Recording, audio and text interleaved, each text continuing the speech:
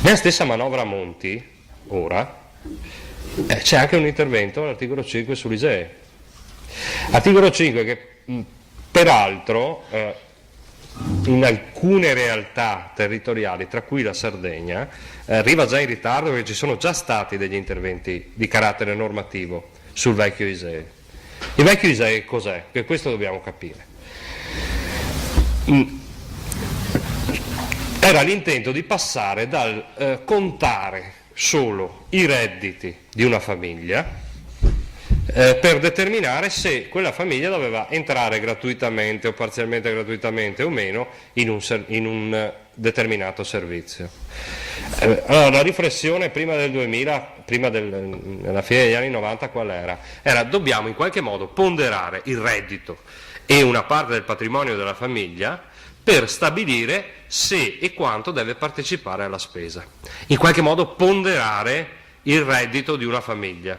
Altro è che ci sia un solo reddito in una famiglia di 5 persone, altro è che ci siano 2 redditi in una famiglia di 3, che ci siano degli anziani, che ci siano delle persone non autosufficienti, che ci siano varie realtà a rischio o in difficoltà. Okay? Si partiva da quel principio, un principio che prevedeva delle aliquote, prevedeva delle franchigie, prevedeva una serie di partecipazioni ed era fatto in modo forse tenue di tutelare anche determinate categorie. Qual è stata la difficoltà? La difficoltà è stata che quello strumento intanto non è stato applicato a tutte le prestazioni sociali, ma solo ad alcune prestazioni. Per cui abbiamo in giro per l'Italia alcune prestazioni che si accede con il reddito imponibile IRPEF, limite, altre che si accede senza ISEE e senza controllo del reddito, altre ancora che non sono regolamentate. Ancora abbiamo tutte le prestazioni assistenziali agli invalidi civili in cui si accede solo con il reddito imponibile ai fini IRPEF personale. Qui qualcuno dice che che è sempre vantaggioso. Secondo me non è sempre vantaggioso, ma potrei dimostrarlo con i numeri. Ora, qual è l'obiettivo di Monti e di quell'indicazione?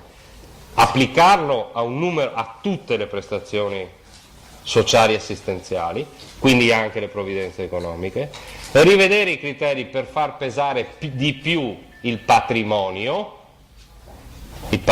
cioè abitazione significa sostanzialmente, che adesso è calcolata al di sopra di una determinata franchigia, e applicarlo anche alle prestazioni di natura assistenziale, quindi le pensioni. Questo è il quadro, i principi generali, su cui si attende un decreto del Presidente del Consiglio dei Ministri. Ora vi riporto le ultime notizie. Le ultime notizie è che i tempi di approvazione del decreto sono rapidissimi, dovrebbero essere rapidissimi, entro marzo dovrebbe concludersi il tutto. Il lavoro di elaborazione dovrebbe essere svolto presso il Ministero del Lavoro e delle Politiche Sociali. L'unica che ha preso posizione, che ha preso le distanze da quell'articolo, dall'articolo 5, è Cecilia Guerra, che è il sottosegretario della Fornero, mentre la Fornero non si è ancora espressa, anche perché probabilmente ha tutta la parte previdenziale che gli grava sul capo in questo momento. Cecilia Guerra ha preso le distanze da quella indicazione dell'ISEE e ha espresso numerose riserve sia rispetto all'applicazione dello strumento ISEE alle prestazioni sociali. Vuol dire che se venisse applicata una cosa del genere, la pensione di invalidità o la pensione di sordo non verrebbero calcolati i limiti reddituali sul reddito IRPEF, supponiamo da lavoro, ma verrebbe applicato l'ISEE probabilmente familiare. Ok? Tanto per essere ben chiaro su che cosa questo significa. Cecilia Guerra ha preso le distanze da questo e da criteri che contemplino e che contino all'interno dell'ISEE non solo i redditi IRPEF ma anche le prestazioni assistenziali. Cioè, se passasse un'ipotesi del genere, che non è quella della guerra, non verrebbero calcolati solo i redditi da lavoro, ma verrebbe calcolato anche la pensione, l'indennità di accompagnamento, i contributi per la vita indipendente e così via. Direi che è decisamente preoccupante come prospettiva, ma credo anche che ci sarà un dibattito piuttosto serrato in questi termini. A quel punto torniamo all'inizio, e cioè alla domanda che ci ponevamo nel 2009 quando venne ratificata la Convenzione ONU sui diritti delle persone con disabilità, diritti umani, e che ci siamo riposti nel 2010 in sede di discussione della legge di stabilità e che ci siamo riposti quest'anno e che è uno degli elementi sollevati da Pellegrini all'inizio.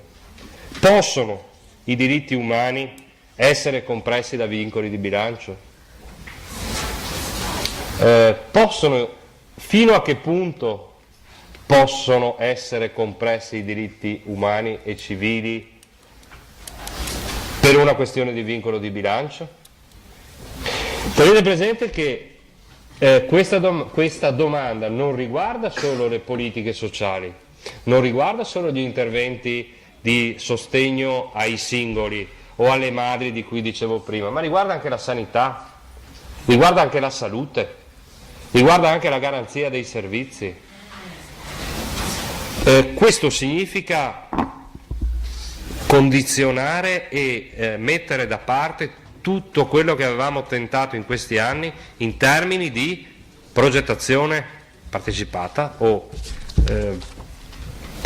progettazione individualizzata, di percorsi che, come ci dice la Convenzione ONU, devono portarci non semplicemente solo a sollevare un carico assistenziale, importantissimo, ma a costruire un'autonomia personale, a trasformare quella persona in carne da badante, o da carne da RSA o da carne da lungodegenza, a una persona a cui abbiamo restituito la sua dignità, a cui abbiamo restituito la sua capacità di essere un pezzo della nostra collettività, dove magari può anche apportare qualcosa in termini di proposta, di cultura, di innovazione e di miglioramento. Grazie.